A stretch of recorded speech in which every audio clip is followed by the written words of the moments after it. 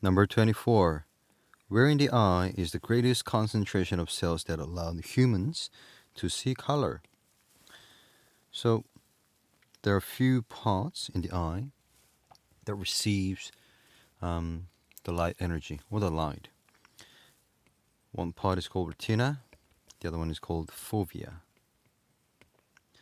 Retina contains two types of cells, rods and cones, whereas fovea contains cones only. And it's the cones that allows us to distinguish colors.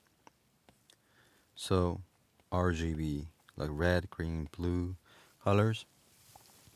So the light comes into the eye and it reaches the back of the eye. Okay. How about this? Okay, that's better. Right. That was a crappy arrow there. But you know what I mean, okay? You know what I'm trying to do. Like this. Okay. So,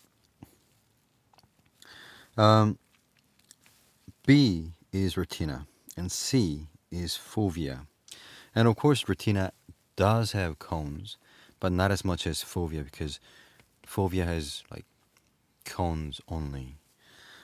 So for this question, I would choose C as the answer because, yeah, cones are mostly concentrated in fovea, and that allows us to see the color. Okay, so the answer for this question is C.